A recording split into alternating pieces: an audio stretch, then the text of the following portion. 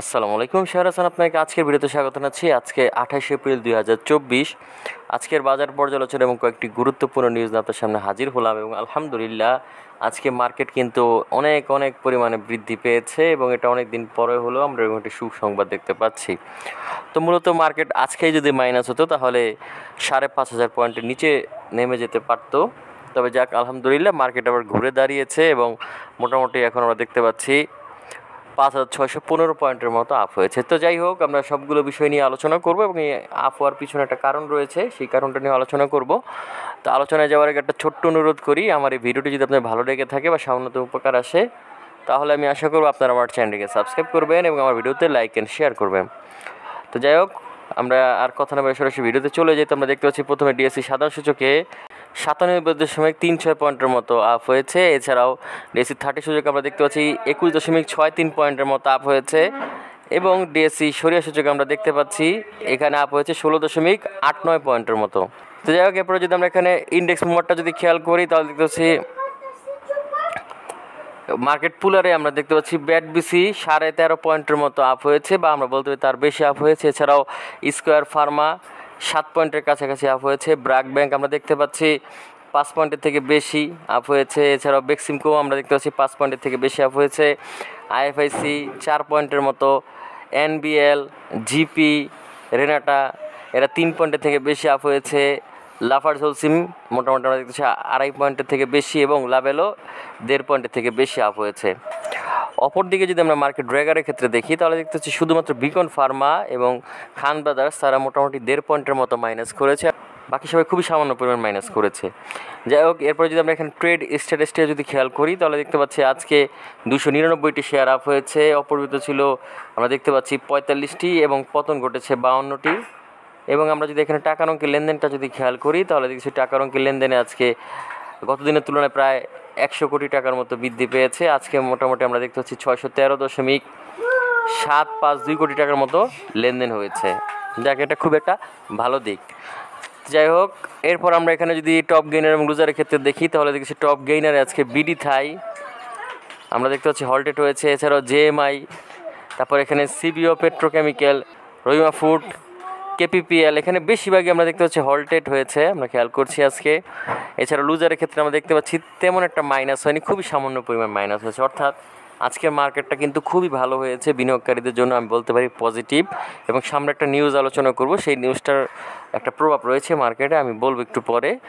তো যাই হোক, এরপর আমরা যদি টাকার অঙ্কের লেনদেনটা যদি খেয়াল করি তাহলে দেখছি টাকার অঙ্কের লেনদেনে আজকে মালিক স্পিনিং লেনদেনের শীর্ষে ছিল, মোটামুটি ভালো লেনদেন হয়েছে। এছাড়াও লাভেলও ভালো লেনদেন হয়েছে, এশিয়াটিক ল্যাবরেটরিজ ভালো লেনদেন হয়েছে।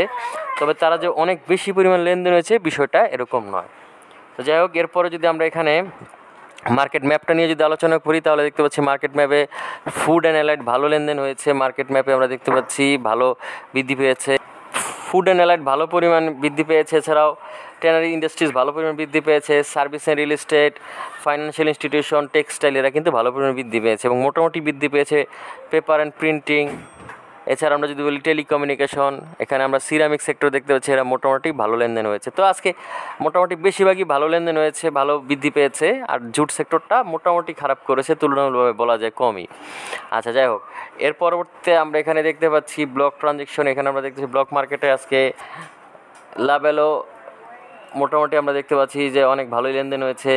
এছাড়া আমরা যদি খেয়াল করি এআইএল ভালো লেনদেন হয়েছে, আর মোটামুটি ক্ষেত্রে বলতে পারি ওয়ালটন এটা মোটামুটি ভালো লেনদেন হয়েছে। ডাচ বাংলা ব্যাংক মোটামুটি ভালো লেনদেন, আর এখানে এমটিবি ভালো লেনদেন হয়েছে। সালভো কেমিক্যাল ভালো লেনদেন হয়েছে। উত্তর ব্যাংক ভালো লেনদেন হয়েছে। তো মোটামুটি ব্লক মার্কেট আজকে বেশ কিছু শেয়ার ভালো লেনদেন হয়েছে, আপনারা চাইলে দেখতে পারেন এখান থেকে যে কোনো একটি ভালো শেয়ার আপনারা চাইলে দীর্ঘমেয়াদে বিনিয়োগ করতে পারেন। তো যাই হোক, এই ছিল মোটামুটি এক নজরের বাজার অবস্থা। তো এখন আমরা চলে যাবো কয়েকটি গুরুত্বপূর্ণ নিউজে। তো প্রথমে আমরা যেই নিউজটি নিয়ে আলোচনা করব সেটা হচ্ছে, এই নিউজটা আসলে সবারই আগেরই জানা, সেটা হচ্ছে অধ্যাপক শিবিরকে পুনরায় বিএসইসির চেয়ারম্যান করে প্রজ্ঞাপন জারি।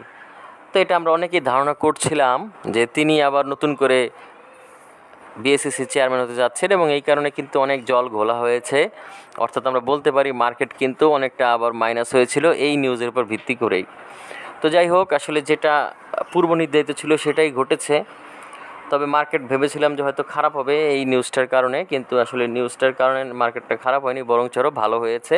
তো আমরা সামনে সেই বিষয়টা নিয়ে আলোচনা করব।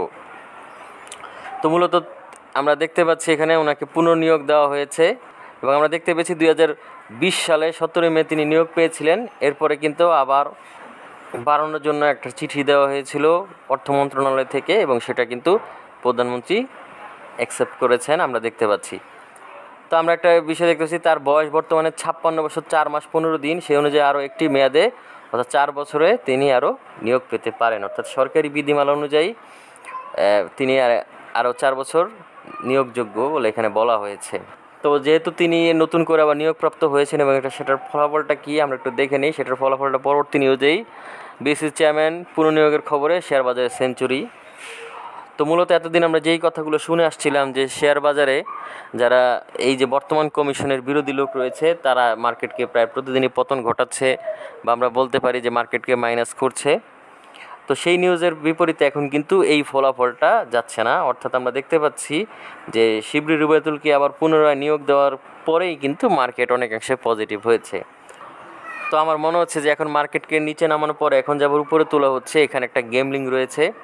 অর্থাৎ এখানে বিএসসির চেয়ারম্যান বা আমরা বলতে পারি এই বর্তমান কমিশন কোনো প্রবলেম নয়, সেটা হচ্ছে যে মার্কেটকে ফালানো দরকার তাই ফালানো হয়েছে, এখন আবার উপরে তোলার দরকার উপরে তোলা হচ্ছে। অর্থাৎ এই মার্কেটে কোনো প্রকার কারণ লাগে না যে কেন মাইনাস হয় আর কেন প্লাস হয়, আমরা সেটাই কিন্তু লক্ষ্য করছি। তো সেই ক্ষেত্রে আসলে সত্যি হতাশাজনক এবং দুঃখজনক এই ধরনের ঘটনা যদি শেয়ার মার্কেটে ঘটে।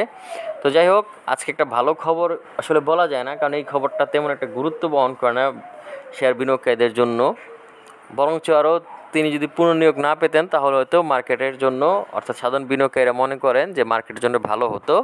তো যাই হোক, কিন্তু আমরা দেখতে পাচ্ছি বরঞ্চ তার পুনর্নিয়োগের খবরে মার্কেট কিন্তু ঘুরে দাঁড়িয়েছে, অর্থাৎ এখন আপ দিকে যাচ্ছে। এখন দেখা যাক কী হয় সামনের দিনগুলোতে, অপেক্ষা করা ছাড়া আর তেমন কোনো উপায় নেই। তো যাই হোক, আমরা দেখতে পাচ্ছি আজকে মার্কেট দীর্ঘদিন পরে কিছুটা আপ হয়েছে, এটা খুবই ভালো দিক। এখন দেখা যাক সামনের দিনগুলোতে কি এটা কাজ করে কিনা। এখানে একটা বিষয় হচ্ছে, বাজার সংসদ বলছেন এতদিন একটি গোষ্ঠী বিএসসি চেয়ারম্যান নিয়োগের বিরোধিতায় শেয়ার বাজার ডাম্পিং সেল করেছে যাতে বাজার ঘুরে দাঁড়াতে না পারে। বিষয়টি বিএসসির কর্মকর্তারা বুঝেও না বোঝার ভান করেছে। এবার বাজারে কাণ্ডারি চলে এসেছে, যার ফলে ওই গ্রুপটির কারসাজি আপনা আপনি বন্ধ হয়ে যাবে, যার ফলে বাজার ধীরে ধীরে সামনের দিকে এগিয়ে যাবে, যেখান থেকে বাজারে প্রায় 1000 সূচক খোয়া গেছে। তো যাই হোক, এই হচ্ছে বিষয়। এর পরবর্তীতে আমরা যেই নিউজটি নিয়ে আলোচনা করব সেটি হচ্ছে বড় উত্থানের নেপথ্যের ভূমিকা 10 কোম্পানি। তো মূলত আজকে যে মার্কেটটি ঘুরে দাঁড়িয়েছে অনেকাংশে বৃদ্ধি পেয়েছে, তো এটার পিছনে আসলে 10টি কোম্পানির একটা বড় ভূমিকা রয়েছে। তো আমরা একটু এক নজরে দেখে নিই সেই 10টি বড় বড় কোম্পানি কারা, যাদের ভূমিকার কারণে আজকে মার্কেট এত ভালো আপ হয়েছে। তো তারা হচ্ছে BAT BC, Square Pharma, BRAC Bank, Beximco Pharma, IFIC Bank, National Bank, Grameenphone, Renata, Lafarge সিম এবং লাভেল আইসক্রিম। তো মূলত আমরা এখানে লিস্টটা দেখতে পাচ্ছি, এই লিস্টে বেশিরভাগই আসলে দীর্ঘ দিন তারা মার্কেটে পতন ঘটছিল এবং বেশিরভাগই কিন্তু আমরা দেখতে পাচ্ছিলাম যে এটা হচ্ছে মাল্টিন্যাশনাল কোম্পানি। যেমন ব্যাট বিসি, তারা কিন্তু চাইলে অনেক পয়েন্ট আপ করতে পারে, আবার চাইলে অনেক পয়েন্ট ডাউন করতে পারে। তো আমরা এতদিন পর্যন্ত দেখতে পেয়েছিলাম যে অনেক পয়েন্ট ডাউন করেছে, তো আজকে আবার মার্কেট ঘুরে দাঁড়িয়েছে এবং অনেক পয়েন্ট আপ করেছে। এখন দেখা যাক সামনের দিনগুলোতে কী হয়। আসলে একদিন পয়েন্ট আপ হওয়াতেই খুশি হওয়ার কোনো কারণ নেই, আগামীকালকে বোঝা যাবে আসলে মার্কেট প্রকৃতপক্ষে আপ হচ্ছে না ডাউন হচ্ছে সেই বিষয়টা। তো যাই হোক, আশা করছি সামনের দিনগুলোতে মার্কেট পজিটিভ হবে। এরপর আজকের দিনে সর্বশেষ যেই নিউজটি নিয়ে আলোচনা করব সেটি হচ্ছে ব্লকে 4 কোম্পানি বড় লেনদেন। তো আমরা দেখতে পাচ্ছি আজকে ব্লক মার্কেটে 4টি কোম্পানি ভালো লেনদেন হয়েছে, মোটামুটি ভালোই বলা যায়, অনেকাংশেই লেনদেন হয়েছে। তো মোটামুটি 4টি কোম্পানি তারা 45,03,77,000 টাকার মতো লেনদেন করেছে এবং এরা হচ্ছে level ice cream, Uttara bank, Salvo chemical এবং মিউচুয়াল ট্রাস্ট ব্যাংক। এই 4টি কোম্পানি মোটামুটি 26,20,00,000 টাকারও বেশি লেনদেন করেছে।